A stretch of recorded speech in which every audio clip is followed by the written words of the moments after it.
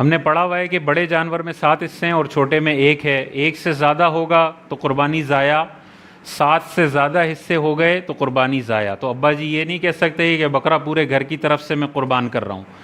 اگر یہ بول دیا اور قربان کر دیا تو ضائع ہو جائے گا، گوشت بھی کھا نہیں سکتے، صدقہ کرنا پڑے گا. گھر میں 8 لوگ ہیں تو ابا جی یہ نہیں کہہ سکتے کہ یہ گائے پورے گھر کی طرف سے ہے، سب کی قربانی ضائع ہو جائے گی اور گوشت بھی صدقہ کرنا پڑے گا. دوسرا یہ ہے کہ جتنے بھی شرکا ہیں ان کا مسلمان ہونا ضروری ہے. 7 شریک ہو سکتے ہیں بڑے جانور میں، لیکن ان سب کا مسلمان ہونا ضروری ہے. کوئی بھی کافر اگر آپ کی قربانی میں شامل ہوگا، سب کی قربانی ضائع ہو جائے گی، گوشت بھی صدقہ کرنا پڑے گا. ہم تو گھروں میں ہی کر رہے ہوتے ہیں، شرکا بنا رہے ہوتے ہیں، تو گھر میں تو سارے ہی مسلمان ہیں. یہ مسئلہ تب آتا ہے جب پارٹنرشپ میں جانور خریدے جائیں.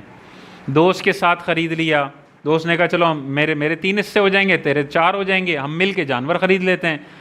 تو اب آپ کسی اور فیملی کو اپنے جانور میں شریک کر رہے ہیں، تو اب دیکھنا ہوگا کہ وہ اس عقائد کے اعتبار سے کیا ہے. اگر وہ خدا نہ خواستہ عقائد اس کے بہت زیادہ خطرناک ہیں، لبرل عقائد ہیں، قرآن و حدیث کے خلاف وہ کھلم کھلا باتیں کرتا ہے اور پورا مطلب انگریز قسم کا مسلمان ہے بظاہر نام کا، تو وہ جانور میں اگر اتنے خراب عقائد والا شریک ہوا جس کی گمراہی حد کفر تک ہے، تو یہ جانور ضائع ہو جائے گا، قربانی کے لائق نہیں ہے. تو اگر تھوڑا سا بھی ڈاؤٹ ہو رہا ہے کہ یار اس کے عقائد گندے ہیں، برے عقائد ہیں، اب آپ ایمان و کفر کا فیصلہ تو نہیں کر سکتے نا، ایمان و کفر کا فیصلہ تو مفتی نے کرنا ہے. آپ کیا کر سکتے ہیں کہ ایسے بد مذہب کو بھی اپنے جانور میں شریک نہ کرو. بھائی ہو سکتا ہے اس کی بد مذہبی میرے سامنے جتنی آئی ہے، تنہائی میں اور بھی بہت زیادہ گندے الفاظ بولتا ہو، ابھی تک میرے سامنے نہیں ہے، لیکن جو آیا اس سے مجھے ڈر لگ رہا ہے کہ تنہائی میں اور بھی خراب ہوں گے. تو کیوں اپنے صاف ستھرے پانی میں گٹر کا ایک قطرہ بھی ڈالنا ہے؟ تو اپنی صاف ستھری قربانی کے اندر 7 بندے آپ کے صاف ستھرے عقیدے والے ہونے چاہیے. گمراہ، بد مذہب اور خدا نہ خواستہ غیر مسلم جو نام کے مسلمان ہوں، ان کو جانور میں شریک کرنے سے قربانی ضائع ہو جاتی ہے. اجتماعی قربانی میں یہ مسئلہ ہو جاتا ہے. اجتماعی قربانی وہیں پہ کریں جہاں پر آپ کو پتہ ہو کہ علماء کی سرپرستی میں یہاں پہ اجتماعی قربانی کا اہتمام ہے. بعض اوقات دنیاوی ادارے بھی اجتماعی قربانی کرنا شروع کر دیتے ہیں، ہاسپٹل بھی کر رہے ہیں، جن کی سرپرستی کسی عالم سے نہیں ہو رہی ہوتی، وہ خود ہی ڈاکٹر صاحب بھی فیصلہ کر رہے ہوتے ہیں یہ 6 میں سے یہ فلانے کو دے دیں، یہ 7 اس کے حصے ہو گئے.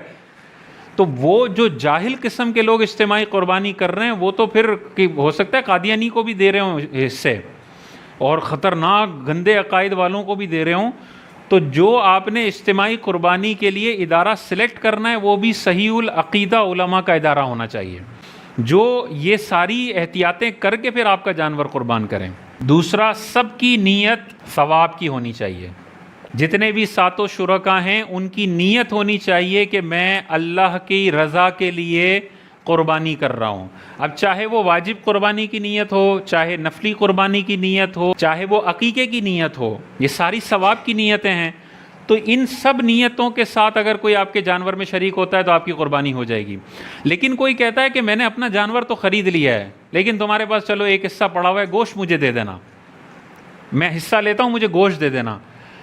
قربانی کی نیت نہیں ہے، اس کی کیا نیت ہے کہ مجھے گوشت چاہیے. تو اگر گوشت کی نیت کے ساتھ کوئی آپ کے جانور میں شریک ہو گیا تو یہ قربانی پھر کسی کی بھی نہیں ہوگی، بقیہ 6 کی بھی نہیں ہوگی.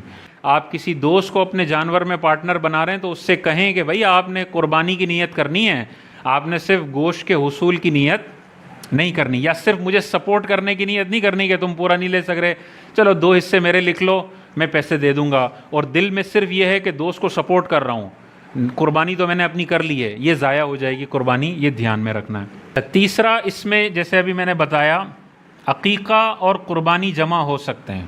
تو آپ اگر بڑے جانور کے اندر 7 حصے ہیں تو آپ اس میں عقیقہ اور قربانی دونوں کو جمع کر سکتے ہیں. ابھی اگر آپ کا بیٹا پیدا ہوا تو بیٹے کی طرف سے 2 بکرے ذبح کرنے ہوتے ہیں. افضل تو یہی ہے کہ 2 بکرے ذبح کریں، لیکن پیسوں کا مسئلہ ہے، افورڈ نہیں کر پا رہے، تو آپ اپنے قربانی کے جانور میں 2 حصے عقیقے کے طور پر رکھ سکتے ہیں. لیکن شرط یہ ہے کہ ٹوٹل نمبر 7 سے پلس نہیں ہونا چاہیے. تو 2 آپ نے عقیقے کے رکھ لیے تو اب 5 باقی ہیں، وہ 5 آپ کسی کی بھی طرف سے قربانی کر سکتے ہیں. اسی طرح اگر مثال کے طور پہ آپ نے بڑا جانور لیا 4 آپ کے گھر میں بندے موجود ہیں اور آپ نے بڑا جانور لے لیا، تو پھر آپ ایک قربانی نبی کریم علیہ الصلاۃ والسلام کی طرف سے بھی کر سکتے ہیں۔ اور یہ حضور علیہ السلام نے حضرت علی کو حکم ارشاد فرمایا تھا کہ تم نے ایک جانور اپنی طرف سے کرنا ہے اور ایک جانور میری طرف سے کرنا ہے۔ حضرت علی ارشاد فرماتے ہیں کہ میں نے ہمیشہ 2 جانور ذبح کیے ہیں، ایک اپنی طرف سے اور ایک نبی کریم علیہ السلام کی طرف سے۔ تو یہ مولا علی کی سنت ہے، حضور علیہ السلام کا حکم ہے۔ تو اگر آپ کے پاس گنجائش ہو تو نبی کریم علیہ السلام کو یہ تحفہ آپ تر و تازہ جانور کی صورت میں پہنچا دیں، اور اگر اتنا افورڈ نہیں کر سکتے اور بڑا جانور لیا اور ایک حصہ ابھی باقی ہے تو وہ حضور علیہ السلام کی طرف سے کر دیں۔ 2 حصے باقی ہیں تو شیخ عبد القادر جیلانی کے ایصال ثواب کے لیے بھی آپ کر سکتے ہیں۔ جانور اللہ کی رضا کے لیے قربان ہوگا، ٹھیک ہے، لیکن اس کا جو ثواب ملے گا وہ ہم تاجدار کائنات کی بارگاہ میں ہدیۃً تحفتاً پہنچا رہے ہیں، یا حضرت شیخ عبد القادر جیلانی کی بارگاہ میں ہدیۃً تحفتاً پہنچا رہے ہیں۔ مرحوم والدین ہیں ان کی طرف سے کر لیں، ان کو ایصال ثواب پہنچ جائے۔ اچھا، یہ جو ہے اگلا گوشت جو ہے وہ وزن سے تقسیم کرنا ضروری ہے۔ اجتماعی قربانی کے اندر یا مختلف پارٹنر ایک جانور میں ہوں تو پھر ان کے درمیان گوشت وزن سے تقسیم ہوگا۔ کوئی ایک پارٹنر یہ نہیں کہہ سکتا کہ یار چلو جو مجھے کم آئے گا زیادہ آئے گا میں معاف کرتا ہوں، نہیں، اس کے معاف کرنے سے کچھ نہیں ہوگا۔ شریعت نے لازم کیا ہے کہ جب آپ اجتماعی قربانی کر رہے ہیں یا مکس قربانی کر رہے ہیں تو پھر شرکا میں حصے وزن سے تقسیم ہوں گے۔ اس میں تو حرج ہے، آپ نے کسی پارٹنر کے ساتھ جانور لے لیا، اس کے 3 حصے ہیں، آپ کے 4 ہیں، تو اس کو 3 حصے وزن سے دینے کا بڑا مسئلہ ہے، کیسے وزن کریں گے؟ تو پھر علماء یہ ارشاد فرماتے ہیں کہ آپ 7 حصے کر لیں اپنے اندازے کے حساب سے، اور ہر حصے میں تھوڑی تھوڑی کلیجی ڈال دیں، یعنی گوشت کے علاوہ کوئی اور جنس اس میں شامل کر لیں، کلیجی، پائے، اس طرح کی مغز وغیرہ شامل کر لیں، سب کے اندر کچھ نہ کچھ۔ تو ہوگا یہ کہ ادھر جو گوشت اگر زیادہ چلا گیا ہے تو وہ دوسرے حصے کی کلیجی کے مقابلے میں آ جائے گا۔ جب جنس بدل جاتی ہے تو سود والا مسئلہ وہاں پر نہیں آتا۔ یہ حرام اس لیے ہے کہ جب ہم جنس کا تبادلہ ہو رہا ہو تو دونوں جگہ وزن برابر ہونا چاہیے۔ گندم کو گندم کے بدلے اگر ایکسچینج کیا جا رہا ہے تو ادھر 2 کلو ہے تو ادھر بھی 2 کلو ہونی چاہیے، ادھر 3 کلو ہے ادھر 2 کلو ہے تو یہ 1 کلو سود میں جائے گا، حرام ہوگا۔ لیکن ادھر 2 کلو گندم پلس 1 پاؤ چاول ہیں اور سامنے 3 کلو گندم ہے، اب اس کو چینج کیا جا رہا ہے، اب بالکل حلال ہوگا۔ اگر یہ 1 پاؤ چاول نہ ہوتے تو یہ سودا حرام ہوتا کہ جو 1 کلو اضافی لیا جا رہا ہے یہ سود ہے، ٹھیک ہے۔ لیکن جب میں نے 2 کلو گندم کے ساتھ 1 پاؤ چاول ملا لیے تو اب یہ حلال ہوگا۔ 2 کلو گندم 2 کلو کے بدلے اور 1 پاؤ چاول 1 کلو گندم کے بدلے، اور ان دونوں کی جنس مختلف ہے۔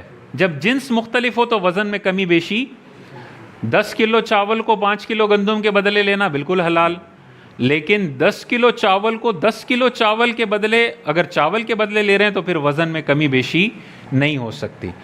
تو یہاں پر اب یہ پورا سود کا لمبا ٹاپک ہے، وہ بعد میں کبھی ڈسکس کریں گے۔ یہاں پہ سود سے اور حرام سے بچنے کے لیے ہر تھیلے کے اندر آپ کچھ نہ کچھ گوشت کے علاوہ جنس ڈال دیں اور پھر اندازے سے تقسیم کریں تو پھر یہ جائز ہوگا۔ یہی وجہ ہے کہ اجتماعی قربانی میں آپ تھیلوں میں دیکھیں گے تو آپ کو کلیجی کے ٹکڑا تو ہر ایک تھیلے میں نظر آئے گا، پائے کا۔ یہ کیوں ہوتا ہے؟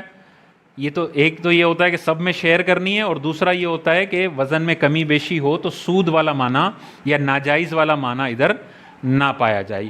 اسی لیے کہا جاتا ہے کہ پھر کسی دنیا دار ادارے میں اگر آپ نے اجتماعی قربانی کی تو ہو سکتا ہے آپ کو ½ کلو گوشت جو زیادہ مل رہا ہے نا یہ سود مل رہا ہو، کیونکہ آپ نے پیسے دیے 10 کلو گوشت کے، آپ کو 10.5 کلو ملا، تو اضافی ½ کلو سود اور حرام ملا ہے۔ چاہے سامنے والا کہے کہ میں نے دیا، سود اگر کوئی مرضی سے کسی کو دے رہا ہو تو لینا حلال تھوڑی ہو جاتا ہے۔ تو اسی لیے کسی دینی ادارے سے کرنی چاہیے تاکہ یہ ساری پیچیدگیوں سے انسان اپنے آپ کو بچا لے۔